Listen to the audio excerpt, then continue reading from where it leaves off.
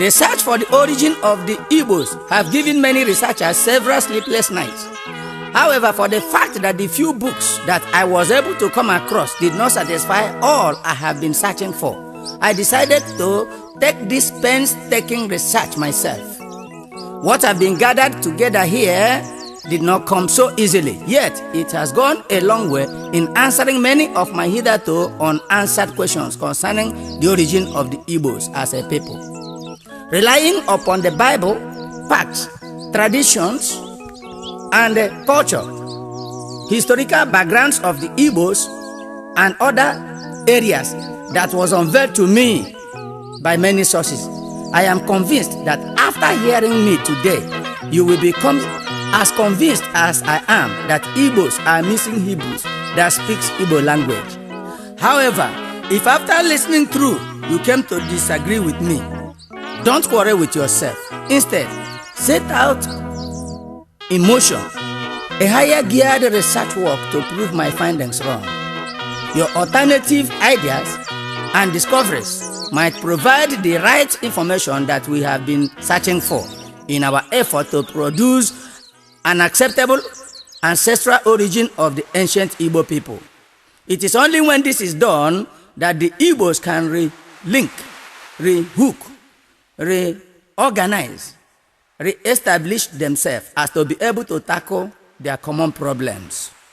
Also, they can be able to tackle their common enemy, which is the devil, and thus make peace with their provoked God, from whose presence they fled several unknown years ago.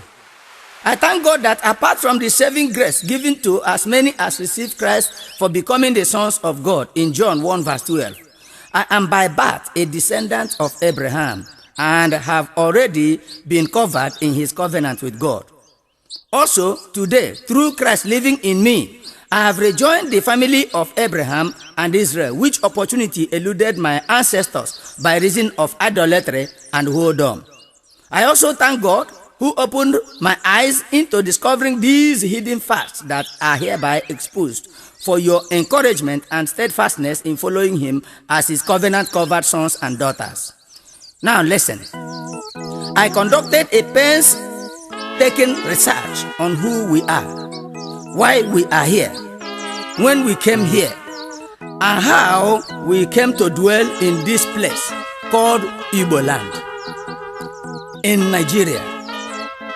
My first research finding proved that before the advent of Christianity in Nigeria, the people from my geographical area have been in the practice of circumcising their children after 8 days of birth. This circumcision was a mark commanded by God to be made on the foreskin of Abraham and his children who are in covenant with God, in order to be able to identify the covenant-covered children of Abraham from among the children of other people of his time. Genesis 17 verse 10. This is why I am bold in saying that all those tribes who have been in the practice of circumcising of their children before the advent of Christianity in this nation are the missing children of Abraham, whose ancestral origin can no longer be properly traced except by God alone. In the book of St. Luke 1 verse 59, John was circumcised on the 8th day. Jesus was equally circumcised after 8 days in the book of Luke 2:21. Likewise, every circumcision and naming of children in my area have always been performed on the 8th day. The book of St. Luke 1 verse 5 has it that the grandfather of John the Baptist's name was Abia. My great-grandfather's name also was Abia. Abia was the name of King Solomon's grandson. Compare Matthew 1 verse 7. Though some Bible translation added either Ta or Ija, the authorized King James version of the Bible, where these various translations emanated, recorded it Abia. Are there no various places in Igbo land called Abia? Abia in Ohafia, Abia in Umuabia, and Abia in several other places. These might have been some of the reasons why the proposers of Abia State decided to submit the acronym Abia and consequently was approved, adopted, recognized as Abia, God's own state in Nigeria. Brethren, here we are, the missing God's covenant-covered children of Abraham. Further, in my research findings, a village exists in the book of Joshua 16 verse 2 that belongs to the children of Joseph. It was called Achi. Are there not places known around us called Achi? Achumuhu, Achi in Anambra State, Umunachi, Ezinachi, and other Achis, just to mention but a few. Also, Achi is one of the trees that exist in Igbo land everywhere. In the book of Mark 3 verse 8, a village exists in the time of old called Idume. Back home here in Imo State, I married an Idume Ogwa lady. Even the elder people had their foundation tower in Israel, according to the book of Genesis 35 verse 21. Is there any Nigerian that doesn't know that elder people exist in Ebonyi State?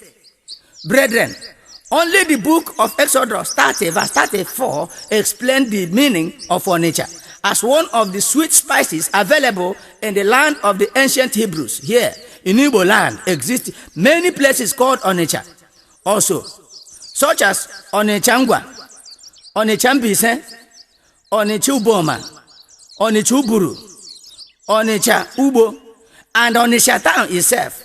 Apostle Paul did not forget to extend his greetings to Obane and her people who helped him in Romans 16 verse 9. Are we not aware of the Obanes spread across our various states here?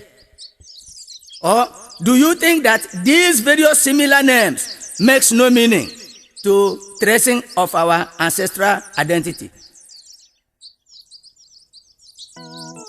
Furthermore, the book of Proverbs 30 was written by a man with an Igbo name, Ago. Refer Proverbs 30 verse 1. This Ago might have been one of the great grandfathers of people either from Item, Alai, Ibere, Ugweke, Mbende, LGA, where this name is still maintained till today. In Proverbs 30 verse 1, Ago seems to be discussing with two people supposed to be Ichie and Oka. If anything falls short of my explanation, it might be a matter of spelling and pronouncing error. Again, Genesis 36 verse 4 and 10 has it that Esau's wife's name was Ada. Is there any Igbo family that doesn't have an Ada in it? In Matthew 1 verse 10, the name of one of the great Hebrew fathers was Ammon. This name is still found common with the people of Abreba today. In the book of Esther 9 verse 9, Arisa was an ancient Hebrew name. Today at Ibere and Item, Arisa could still be found in large numbers. Think of such names like Onam and Anna, an ancient name still paraded here in Igbo land. They exist in Anambra State. In the book of Genesis 36 verse 24, Aja and Ohozara name and Anna, an Anambra name, suffice to expose their ancestral identity from among the ancient Hebrews. Ammoni, an ancient ally and the Item people's name, is found in 2 Samuel 21 verse 8 to 11 as one of the descendants of King Saul. In my teenage, I still remember when we visited Nenem Namone, whose son Ammoni was said to have been called so in order to preserve their ancestral name from being cut off, as we didn't know its meaning then. Permit me to digress a little for a vital explanation before I continue sampling these ancient Hebrew Igbo names. It should be noted that when God confounded the language of the children of Noah, they all retained their names. Likewise, wherever these ancient Hebrews went, they continued to name their children after their father, grandfathers, great-grandfathers, and mothers. Hence, they maintained a namesake culture, even in my place today. This is why names have remained one of the most effective instruments in use to determine the origin of an individual, especially among the Hebrews. Refer the book of Luke 1 verse 59. Also, in this nation, if your name is Abdullahi, we readily know where you came from. Effiong or Adebayo can equally tell your ethnic origin. This is why in my research, I laid great emphasis on names and cultural similarities as they were discovered from the ancient Hebrew book, the Bible. And who can prove to me that what was written in 1 Chronicles 4, verse 32 is not Item, my own people? Further discoveries along this line continues to point to the fact that we are the lost Hebrews who migrated from among our fellow Hebrews in the year that we no longer can be able to tell from the far east where we migrated, at a time that no one can tell. And who is sure that Igbo was not a wrongly recorded pronunciation of the word Hebrew at the time of the documentation of our identity? Our then illiterate farming and lost ancestors here might have pronounced their language Igbo instead of the correct pronunciation of it, Hebrew. Hence, they had it written as they pronounced it. Just the same as an Okwey or Cross River man falters at the pronunciation of Oga and Aba and also Go. For they say Go Oba for Go Aba, and they say Oka for Oga. Igbo instead of Hebrew might have been so erroneously called and recorded by those who documented our language and identity, since they never expected to find any Hebrew tribe here in Black Africa. The name Hebrew, having been bastardized in Africa, does. From Hebrew, they change it to Hebrew. From Hebrew, they change it to Igbo. From Igbo, it was changed to Igbo. Who knows whether our educated elites will further tell us to change it to Iko. Yet, the names that we retained continues to point to the truth of who we are. Is Acha an ancient Aboriginal name not found in the book of 1 Chronicles 2, verse 7, and Eke, a central Igbo name found in 1 Chronicles 2, verse 27. Don't be misled by fake translators of the Bible in the recent time. It is E-K-E-R, Eke. It is also an Ikwere name to show that even the Ikweres are Igbos. Were the children of a great grandfather, great ancestor called Sheshan not known as Alai? Are Alai not people in Abia State? See the book of 1 Chronicles 2, verse 31. Go to Bende local government, you will find them there today. Was Acho an Igbo name, not the owner of the valley where Achan was stoned in Joshua 7, verse 24 to 26? Was Ata not the name of Hezekiah's son, according to Ezra 2, verse 16? And was Azumuko not the father of Nehemiah, according to the book of Nehemiah 3, verse 16? Did Ezra chapter 10, verse 27 not tell us that the last born of Father Zatu's children was called Aziza? Is Aziza not purely an Igbo name and a language? Did Ezekiel not tell how he saw the son of Azun, an Igbo name, in Ezekiel 11, verse 1? Or was not Ehi an Igbo name, the sixth son of Benjamin, according to Genesis 46, verse 21? What about Caleb, whose first son had an Igbo name, Iru, according to 1 Chronicles 4, verse 15?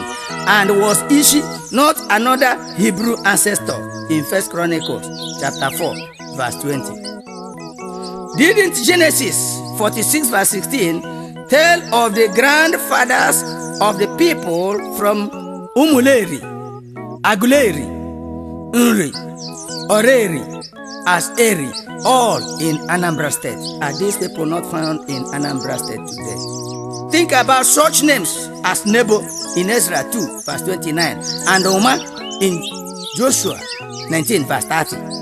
is Uma, not an Ohafia name. And when they told me that my grandfather's name was Ota, I didn't like to mention it until I found its bearing from our great ancestral names in 1 Chronicles 9 verse 4 as a descendant of Judah. There are lots of other Igbo names that space may not permit me to reveal in this exposure, which you also can discover from the Bible yourself.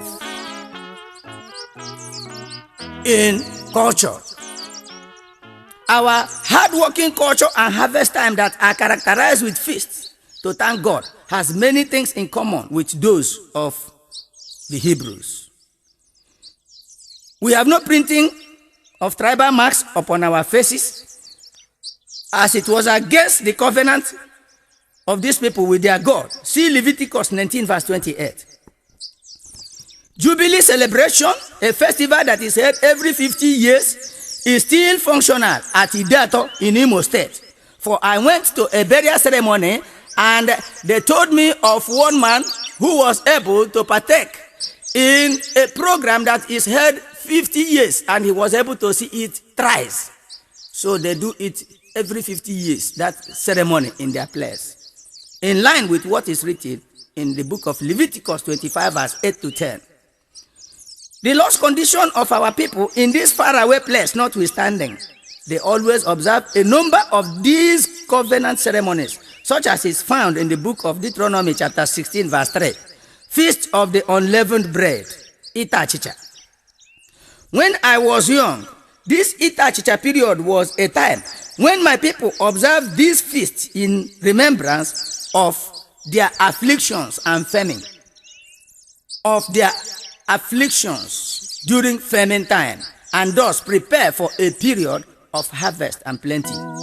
It is true that in this our lost and ignorant era, these ceremonies became a mixture of demonic romance with their various impressed idols instead of their true God. It became a time of masquerade dancing, a borrowed Gentile culture. A time of display of magical arts, also a borrowed Gentile culture. A time of ritual sacrifice, an art which they acquired from the Gentiles, having forgotten their God.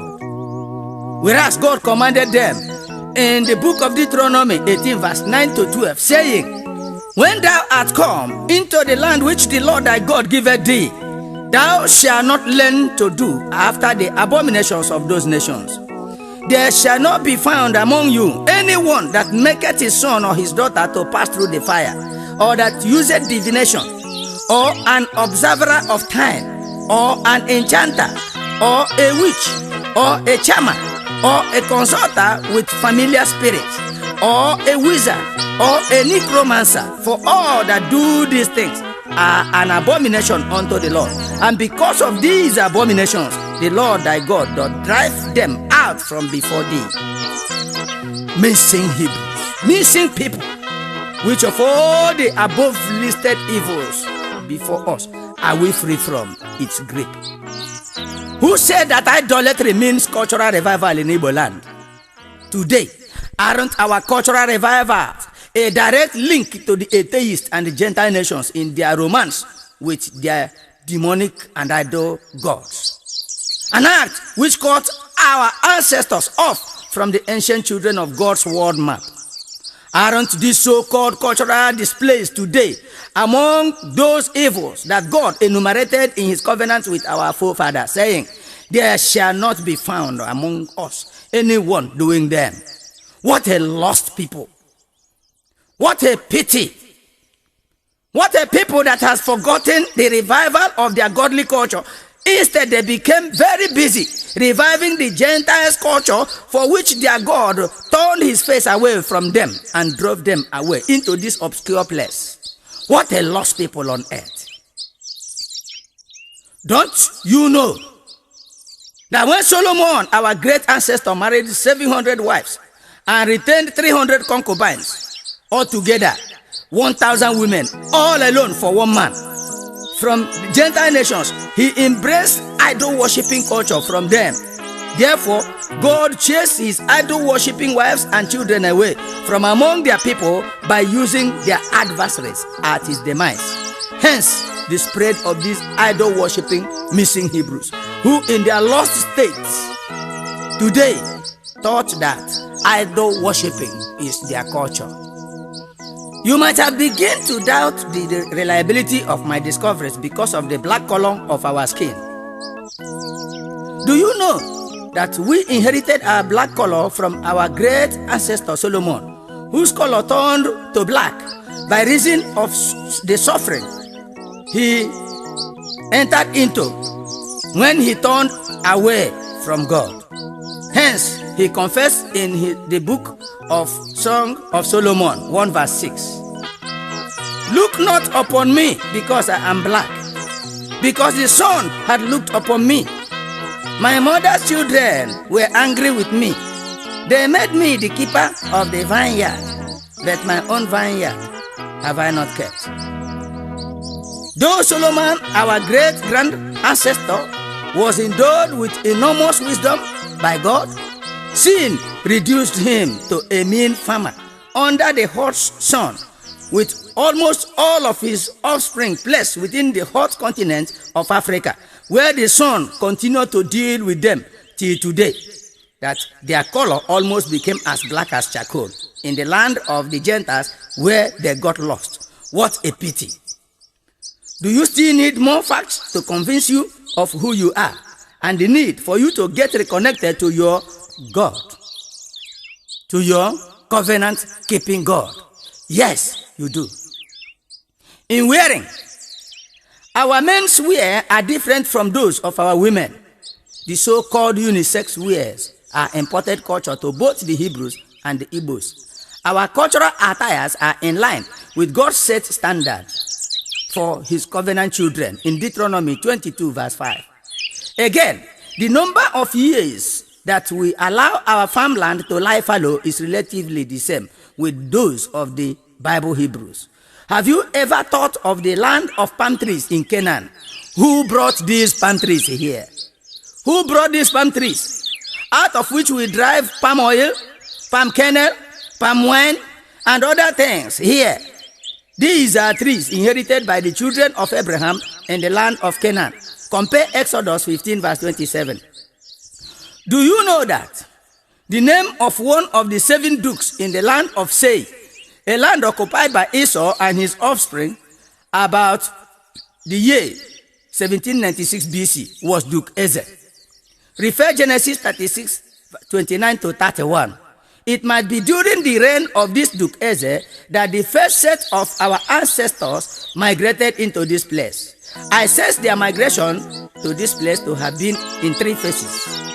Firstly, the migration of the Hebrew children of Esau during the reign of Duke Ezer at about the year 1796 BC. They might have established the idea that Duke Ezer, though very far from them, was still their king, and so no need to coronate another person here in Africa. Hence, it is still said today that Igbos have no king. But at the dawn of modern civilization, the need to have kings according to their organized kindreds and autonomous communities as required by modern government became a necessity. And the Constitution also empowered these people.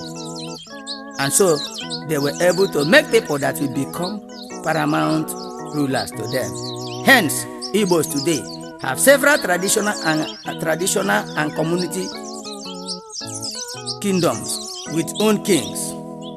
Their leader's name or name title as Eze, after the names of the then ancient duke at their migration time is still retained. This arrangement, however, took care of the political sector, as what a good number of these Ezes portray and defend as our culture today have no bearing with God and his desire to link us back into adoption as his missing covenant children. The second set might have migrated at the death of King Solomon, which resulted to his numerous idol-worshipping wives and children being scattered upon earth's surface with their demonic cultures and many other things about the year 992 BC. Refer 1 Kings 11. The third immigrants might have left around 975 BC, when every family in Israel went back each to his tent to plan for their survival on individual basis. Refer 1 Kings 12 verse 16. All these discoveries and lots more continues to convince me that they were in no way a coincidence. They look real. I believe that we are missing Hebrew children, covenant-covered offspring of Abraham, Isaac, Jacob, and Esau, and Solomon. And only God alone can show us our way back to him. Moses warned them of the consequence of their disobeying the Lord in Deuteronomy 4 verse 27. He said, "And the Lord shall scatter you among the nations, and ye shall be left few in number among the heathen, whither the Lord shall lead you." My brothers and my sisters, how many were we, brethren, before the 1967 Nigeria-Biafra war reduced us to our present population?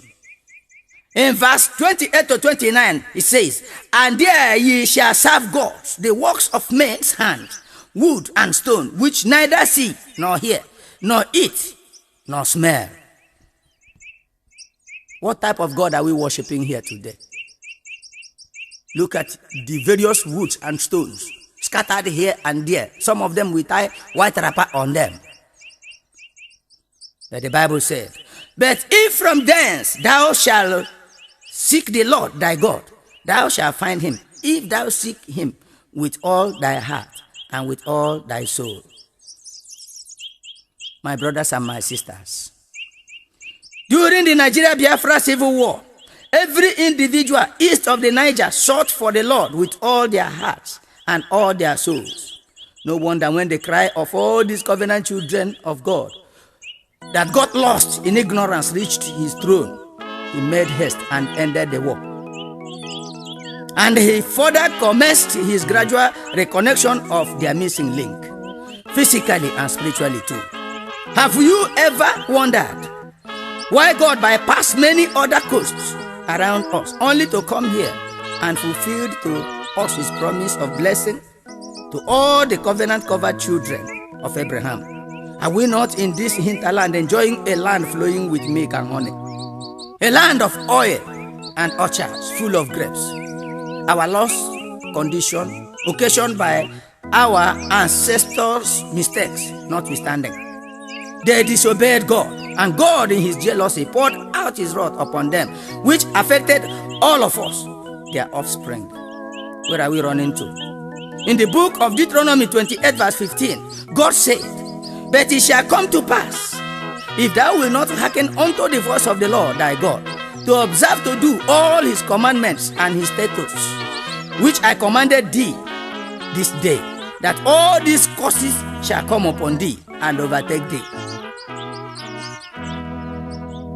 Verse 25 revealed that the Lord shall cause thee to be smitten before thy enemies. Thou shalt go out one way against them and flee 7 ways before them, and shall be removed into all the kingdoms of the earth. Is that not what we experienced during the war? No victor, no vanquish. Who is vanquished and who is victorious? Brethren, have we not seen that it was disobedience to God's covenant that drove our ancestors from among their fellow brethren in their acquired promised land to this dark hidden land that is busy every day in their research for the advancement of the cause of wickedness and abominations? People that knows no bounds when it comes to committing of atrocities and witchcraft. A community of cheats and crooks. In case you don't know, brethren, we are the lost people among the covenant-covered children of Abraham and Israel. And only God can show us the way back. It wasn't our fault anyway, but our ancestors who, instead of obeying and walking in God's covenant, behaved otherwise and attracted these punishments upon us. The question today is, have their children learned their lessons? Where did they learn the lesson? Once they are settled, they can say their brother. The same old thing has continued till our day. Deuteronomy 28 verse 28 says, "The Lord shall smite thee with madness and blindness and astonishment of heart." That's what we are passing through here. Are our people not mad When other people are organizing themselves, they are instead fighting each other and running each other down. Are we not mad here? For while our brethren over there are busy inventing satellite and the computer technology, we over here became mad in invention of human spare part market and poison market in order to satisfy our curiosity. Are we not blind when instead of encouraging one another, we jealous and destroy each other in order to have our way? Why have we not learned our lesson? Why have we decided to become engaged by these demons instead of God? Yet at the end, the demons that engage us into this unwholesome business turns around to destroy us at last. What a pity. These demons go ahead to ridicule and expose us to the astonishment of our hearts. When shall we learn our lessons? Verse 29. The Bible said, and thou shalt grope at noonday, as the blind gropeth in darkness, and thou shalt not prosper in thy ways, and thou shalt be only oppressed and spoiled evermore, and no man shall save thee. This is exactly what we are passing through. Check in this nation who is being cheated. Tell us those people whose right has been stolen. Who is to save us? The Bible said no man. And yet, to worsen the whole situation, we even destroy ourselves instead of trying to save ourselves. Brethren, where have we found ourselves today? Where are we heading to? Are we not groping at noonday as though in darkness here? What are we not lacking in the midst of plenty provided for us by God? Are we not experiencing darkness in the midst of numerous power generation stations and dams? Aren't our vehicles parked for lack of oil in the midst of many fuel refineries and oil boom? Giant of Africa. Is the giant of Africa not like an ant before the world powers by reason of their insincerity and whoredom? The Bible said that no man can save us. But thank God, for only him can save us, for he is our God. In verse 30, he said, thou shalt betroth a wife, and another man shall lie with her. Thou shalt build a house, and thou shalt not dwell therein. Thou shalt plant vineyard, and shalt not gather the grapes thereof. My brothers and my sisters, our house is not being pulled down after we have built them. What is remaining to happen to us that is not written here? I thought that the 1967 to 1970 Civil War, coups and counter-coups, experiences of the First, Second, Third, and the Fourth Republic should have taught us big lessons, but I discovered that we did not learn any. To us, they were like what could be described like water that was poured upon the back of a duck. Those were periods when other people took our wives by force, looted our farmlands, raped our daughters, and confiscated our properties. Yet, like fools, no single lesson was learned from them.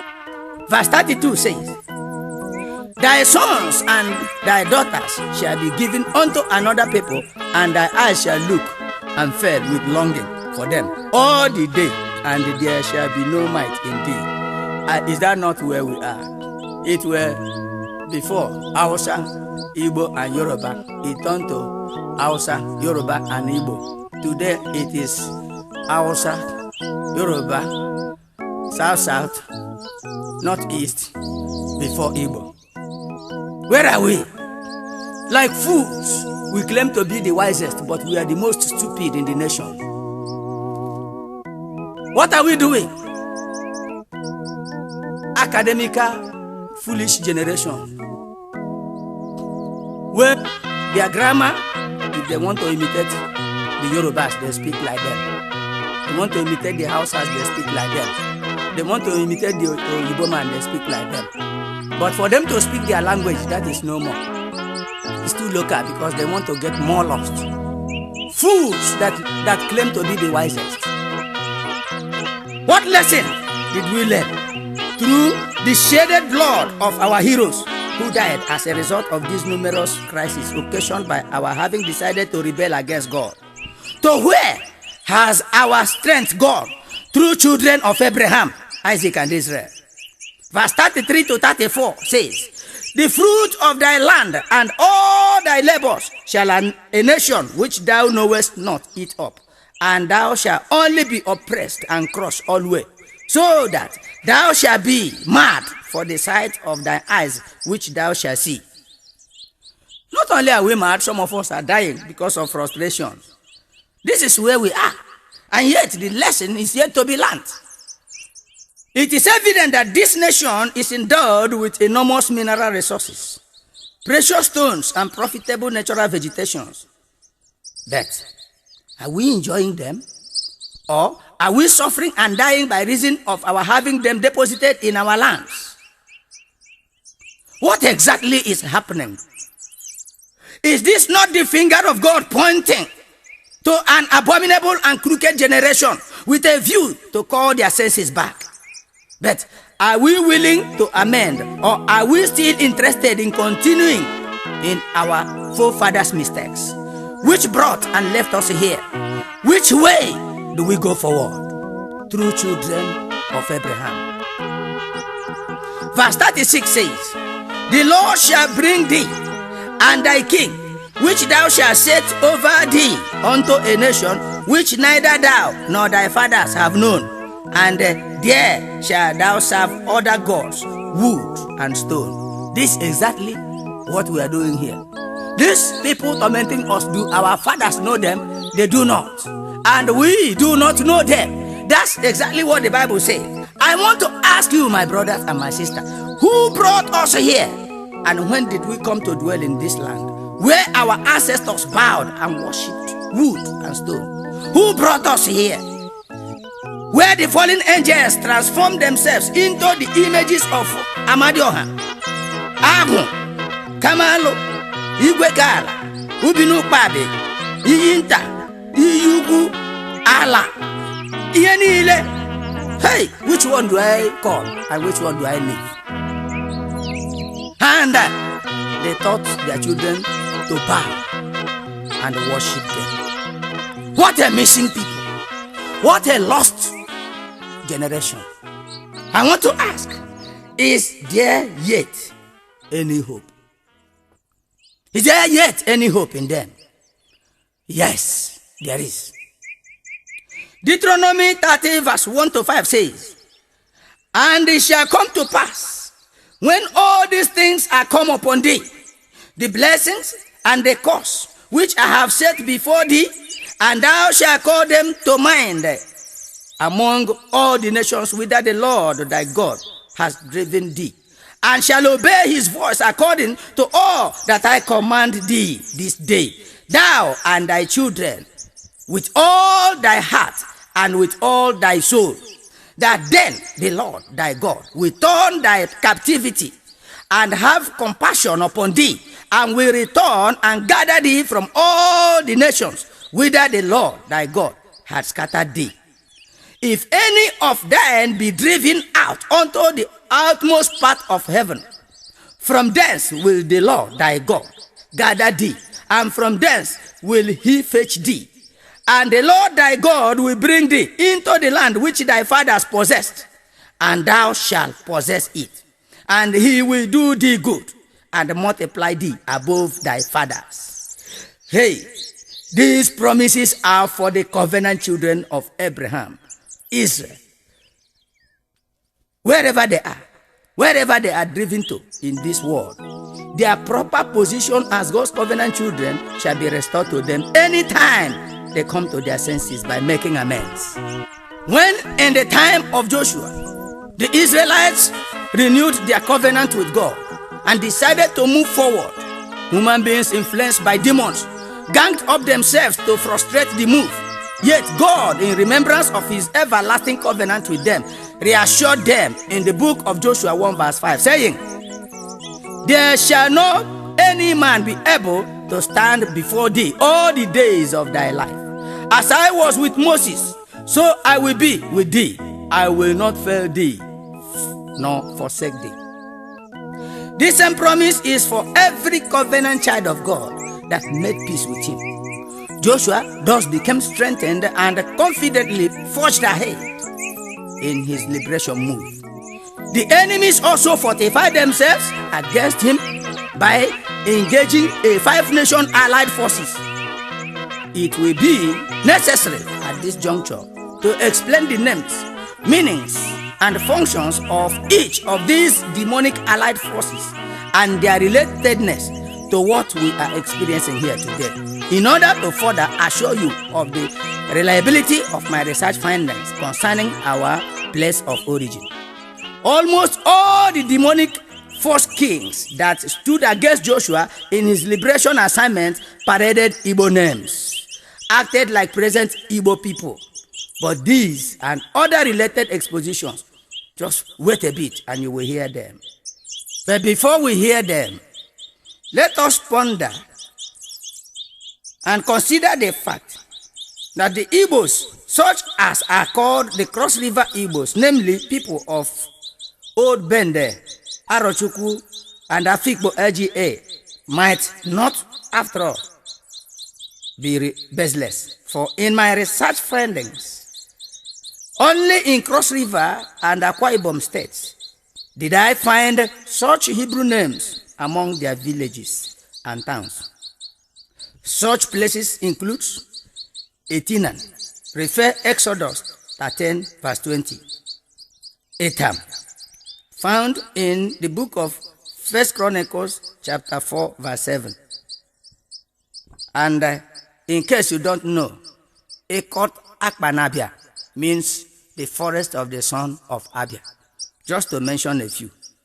These names are still in existence today among the towns and villages in the Old Cross River and Akwa Ibom states. These Cross River Igbos might have first settled at either Etam or Etinan or any other place around there and left those Hebrew names there as space, language barrier, and ethnic differences might have separated them from there. Hence, they gradually shifted further where they are found today. It cannot be ruled out completely that there still exist today remnants of those missing Hebrews among the Cross River and Akwa Ibom states indigenes, who have been swallowed up by their tradition, culture, and language, as the bulk of their Igbo-speaking brethren left for a more accommodating free land where they can no longer be seen as strangers, leaving a large number of their fellow Igbos there.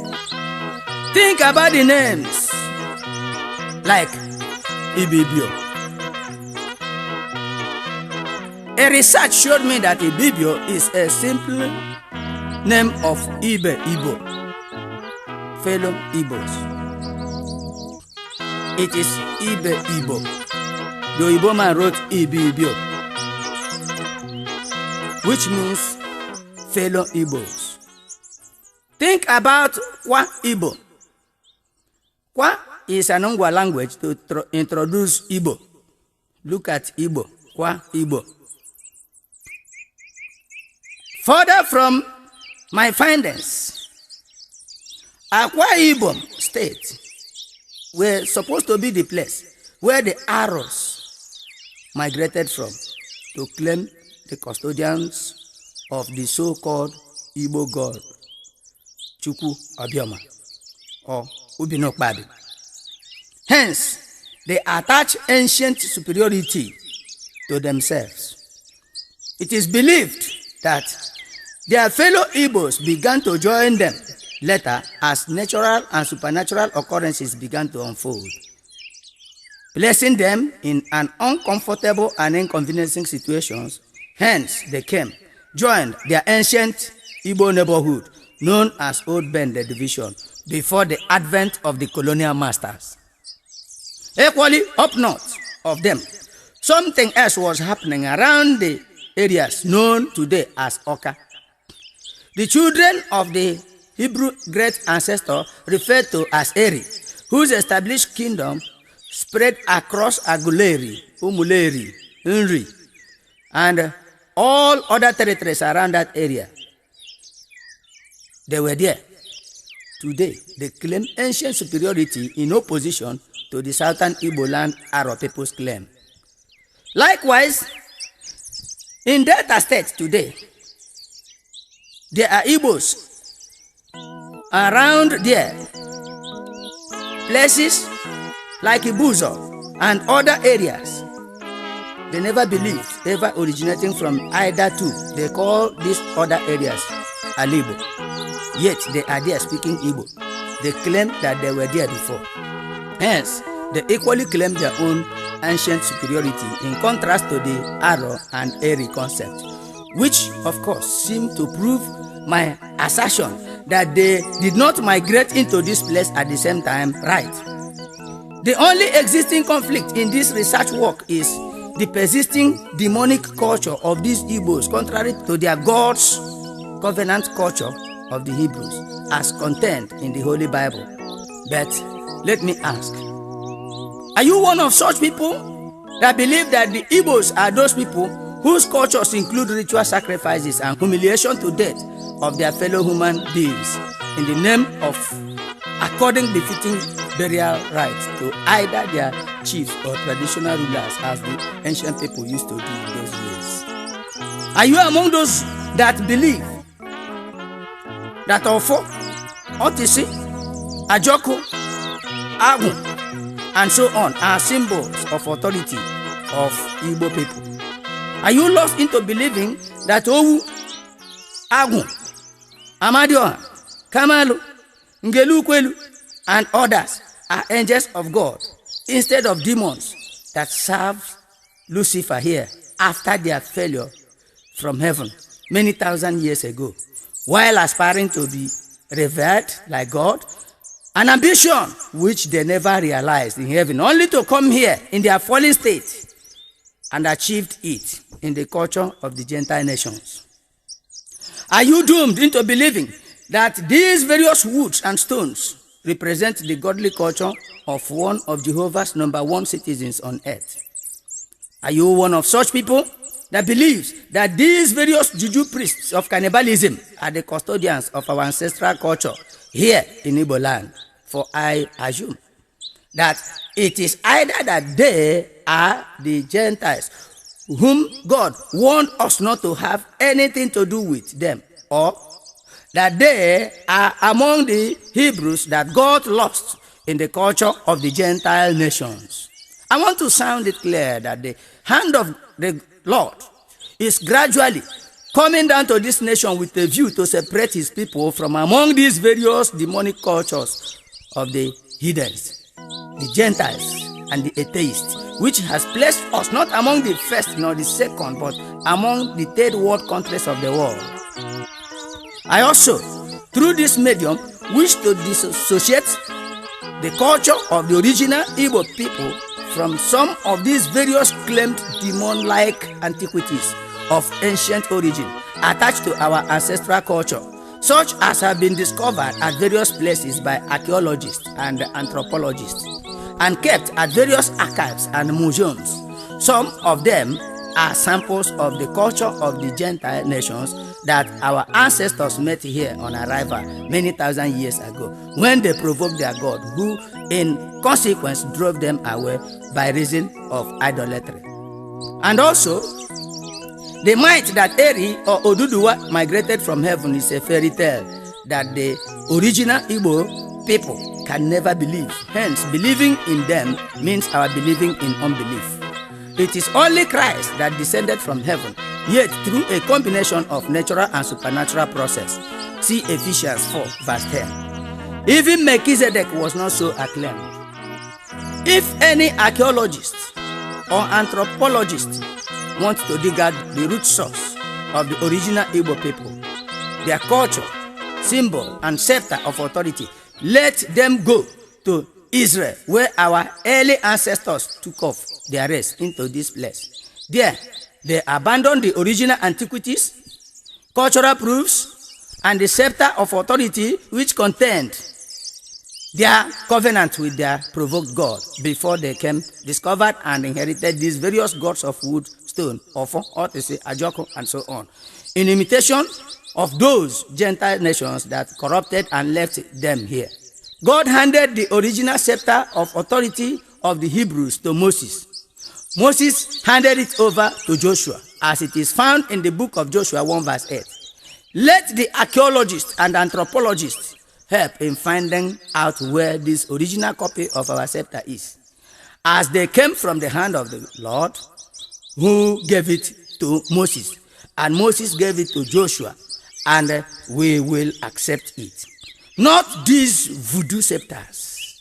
In conclusion of this exposition, which promised the sampling of the demonic kings that stood against our ancestors in their journey towards acquiring their promised land, let's read the book of Joshua 10 verse 1.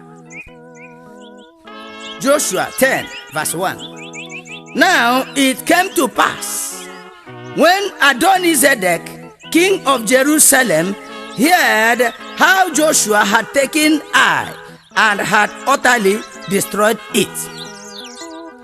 Now, compare this portion of the scripture with Genesis 14 verse 18 and also Hebrews 7 verse 1. It says, for this Melchizedek, king of Salem, priest of the Most High God, who met Abraham returning from the slaughter of the kings and blessed him. Let's pause here. You can discover here an imitation spirit-controlled man whose name and function sound similar to the one of the priest of the Most High God, Melchizedek. Note the name of God's priest, Melchizedek, king of Salem, and the name of the demonic king, Adonizedek, king of Jerusalem. If someone is not careful, he can mistake Adonizedek for Melchizedek and king of Jerusalem for king of Salem. And how much more when both name and title is pronounced at a stretch. This Adonizedek represents the demon of imitation that wants to be seen as the real instead of the fake. It is a dangerous omen for this spirit to possess anyone, for he will be living a life of imitation of others and thereby hide his real self. It can make someone to change his name to begin to sound like the one he is imitating. Dance like the one he is imitating. Pretend to be like or to act like the one he is imitating. Thus, he will become possessed by the spirit of imitation until he advances into imitating the world and her way of life. Even so did our ancestors imitate the demonic cultures of the Gentile nations left among them in their promised land until they got lost into it, having taken to live in idolatry, and God, in his jealousy and anger, began to chase them about until they came into this no man's land and hid. Joshua 10 verse 3 listed the names of all the 5 demons that gathered to stop God's covenant children from making progress. But I make bold to say that no demon can stop any covenant child of God that traced his way back to his maker in a strengthened covenant. Apart from Adonizedek, whom I think hid his name in imitation, every of the other demonic allied forces against Joshua had Igbo names. This, of course, proved that what we are experiencing today did not originate today. Read the book of Joshua 10 verse 3. Joshua 10 verse 3. Wherefore, Adonizedek, king of Jerusalem, sent unto Hoha. My brothers and my sisters, this Hoha represents a talk demon that possesses Igbo people. They use their mouths excessively against their brothers with a view to provoke them or run them down. When an Igbo man says, I have said it Hoha, anything it will cost, let it cost, it means that he has said even more than he can defend if called to prove what he has said. Ohab is a very bad spirit, very dangerous and destructive spirit when it possesses anyone. It is responsible for gossips, murmuring, backbiting, scandal, spreading of image-tarnishing stories of people with intent to run them down. It possessed Sanballat, Tobiah, and Geshem, and they made mockery of Nehemiah and his fellow builders of the wall of Jerusalem in the book of Nehemiah 2:19-20. Yet Nehemiah, a covenant child of God, prospered and overcame the Ohab spirit, possessed enemies of progress. It possessed Miriam, and she almost useless Moses, a covenant-covered child of God during his time. She almost destroyed the ministry that God placed in the hand of Moses. I cannot be able to narrate my experiences on earth as a result of the deeds of these demon-possessed agents of destruction. Yet they have not been able to stop me. No demon can stop you. No demon, including Hoham and Adonizedek, can stop a covenant-covered child of God from making progress. They can only disturb you, but they cannot stop you. They can only shake what God reserved for you with their mouth, but they cannot take it from you because the hand of God is holding it for you and not their mouth. Now, let's find out the name of the next demon from the book of Joshua 10 verse 3. It says, "And unto Piram, king of Jarmuth." This Piram represents another evil behavior and expression that is used for defining a slippery object, such as a live kingfish inside a river. Very slippery. Its movement is always Piram. Therefore, if you are not gifted in the art of catching it, it will slip off from your grip, Piram, and you will end up holding nothing at hand anymore. This Piram demon is responsible for human craftiness and subtlety. Piram spirit is a spirit of disappointment, an unreliable spirit that changes people instantly from what you know about them. Piram spirit always help a Hoham spirit possessed person when in trouble. Hoham, after using a person to tell his framed image tarnishing lies against his fellow, on the day of proof, Piram becomes the only way out. These Piram spirits have killed many strong men, rendered many powerful men of God hypertensive, subjected many to a motionless state of stroke, and brought heart failure and death to millions of people through the channels of these demon-possessed, slippery human beings. Do you know that 90% of the human environment is suffering today by reason of the deeds of a combination of these Piram and Hoham spirits? They can bleed a heart to death instantly. Piram spirit produces doubt, lack of trust, and fear, even among covenant-covered children of God. It kills the motivating interest of every actor, especially when displayed by saboteurs and double-faced human beings. In fact, Piram spirit is a dangerous omen anywhere it enters. This is why we must guard against it entering into anywhere we are. Now, let's sample the next demon in that Joshua 10 verse 3.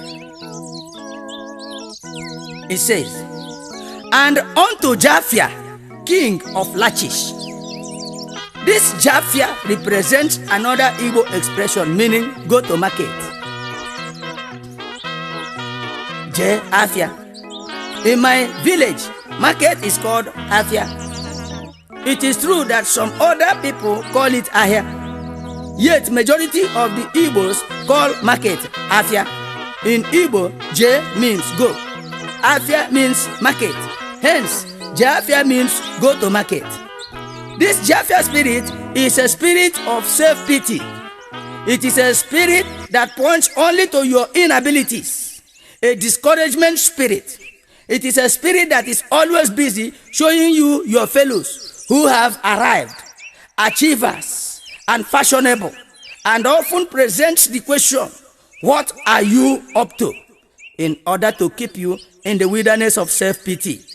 Japhia spirit is a spirit whose major assignment is to throw a challenge to you, saying, why don't you do this or that in order to get money with which you can go to the market and buy this or that thing that have kept you away from measuring up with your equals, without attaching any importance to how genuine those suggestions are. Japhia spirit is responsible for stealing, armed robbery, dubious character, and high-mindedness. It can render a quality Christian life into a mere social ceremonial outfit and make you begin to chase only materials instead of spiritual things. Japhia spirit motivates your purchasing interest above your purchasing ability. It was this Japhia spirit that John referred to as love of the world in 1 John 2, verse 15 to 16. He says, love not the world, neither the things that are in the world. If any man love the world, the love of the Father is not in him. For all that is in the world, the lust of the flesh, and the lust of the eyes, and the pride of life, is not of the Father, but is of the world. Anyone that is possessed by Japhia spirit is not far from becoming worldly, even if his bedroom is inside the church altar. Thus, he might pass away with the world. To avoid being possessed by this Japhia spirit, my brothers, follow God with contentment from today, and He will provide enough of what you need today to survive your tomorrow. The fifth and last demon in that verse is what we are going to consider now. It says, and unto Dibia, king of Eglon, saying, this is the last demon that was sent to obstruct Joshua from making progress in his God-given assignment. It also paraded an Igbo name. It is rightly pronounced Dibia. Yes, in English, D-E is pronounced D. Equally, B-I-R is pronounced Bia. So a combination of this D-I and B-I-R sound produce the right name of the demon as Dibia. The Dibia people in the generation of our ancestors were known for sorcery, poisoning, witchcraft, infliction of strange sickness on people through voodoo and occultic means.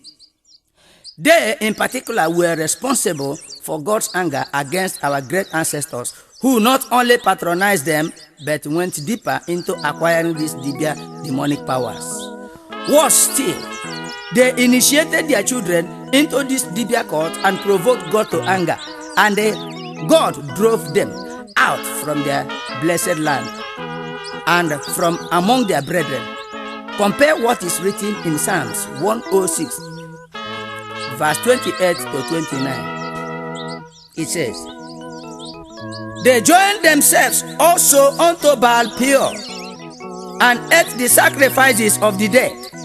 Thus they provoked him to anger with their inventions, and the plague broke in upon them.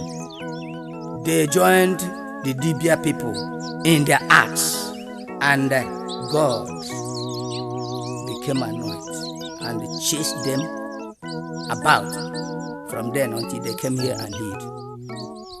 No wonder they came into this dark continent with their invented idols and hid until they forgot their God, forgot about their covenant with Him, forgot their ancestral lineage, and forgot themselves. But thank God for written technology that documented and preserved our written identity for any generation that will care to embrace them and their values. Depending upon these documented facts in the Bible, I have been able to discover who I am, where I came from, and how I can reconnect myself into my missing link. Scattered by the deeds of our ancient, wicked, and devious spirit-controlled ancestors, we lost our God-given favor land and opportunity. And here we are, the lost tribe of Israel, in a land where these numerous demonic practices were given free hand to operate. Here, our people are not only passing through the fire, but have advanced into becoming fire eaters. Divination has also become an order of service in some various churches where these devious spirit-controlled ministers operate. Do you know that magical art is a developed version of Dibia artistry? Also, witchcraft is another of its developed department by our forefathers to perpetuate wickedness. You know, it is through this art they can transform themselves into images of physical snakes, rats, pigs, lions, pussycats, bats, just to mention a few, contrary to what God made them to be, all in their delight to perpetuate acts of wickedness and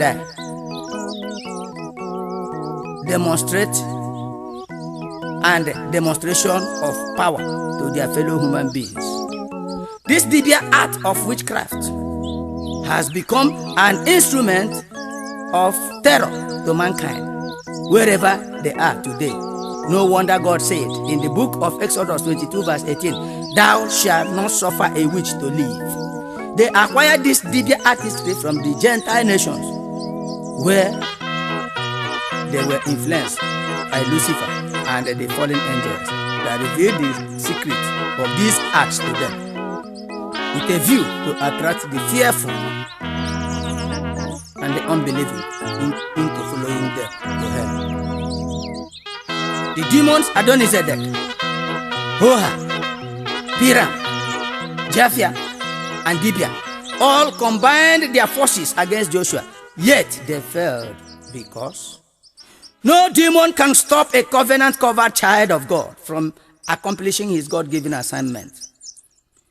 Joshua 10 verse 11 says, "And it came to pass, as they fled from before Israel, and were in the going down to Beth-horon, that the Lord cast down great stones from heaven upon them unto Azekah, and they died.